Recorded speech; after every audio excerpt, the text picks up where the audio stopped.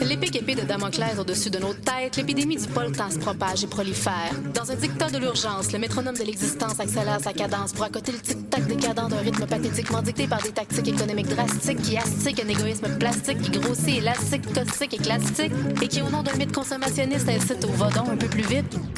Le temps, c'est de l'argent, indique le dicton. Qu'on se le dise, disent les productivistes, et consolidons cette addictive dictature de la consommation qui divise. Pressé, toujours plus preste, plus prompt, on se précipite de plus en plus près du précipice. Presto, prestissimo, le progrès pipe, le tempo, les maestros dépréciés, pressés de leur jus s'écoulent en dépression, sous la pression des compressions.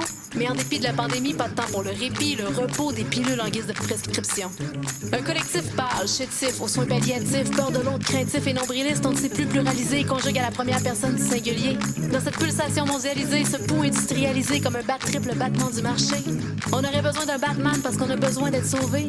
Besoin d'une baffe, d'une petite tape pour se réveiller, pif pour se questionner, paf pour réaliser que notre modèle n'est pas tout à fait tip-top et que ce tapis au fond de cette matérialité apathique, un tas d'une vitée virale et viscérale.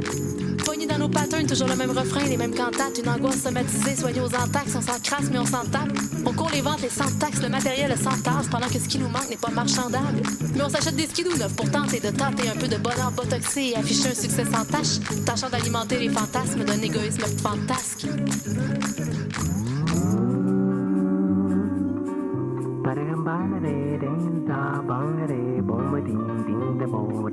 Produisons, consommons, détruisons.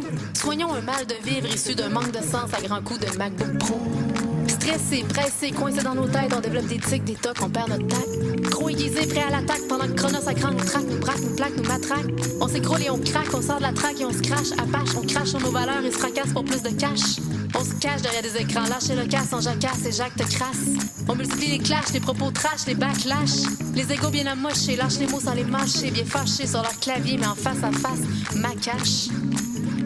Puis on se contente d'un monde déséquilibré, décalibré, décalissé, où domine injustice et inégalité. Où une Amérique pantagruélique cohabite avec un Sud-Soudan famélique dans un paysage diptyque dans les deux cas fatidiques. Seems that sometimes, too much is as much as bad as not enough. Je rêve d'un juste milieu, d'un monde où tout le monde mange juste assez. Pas de cette réalité où d'un côté on meurt le ventre vacant et affamé, puis de l'autre bord les artères bouchées à s'empiffrer. Je rêve d'un système où le culte de l'argent sera remplacé par l'amour du vivant.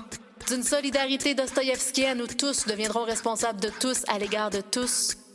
Ralentissons, collaborons, construisons. Soignons un mal de vivre issu d'un manque de sens à grands coups de « m'a t'aidé ».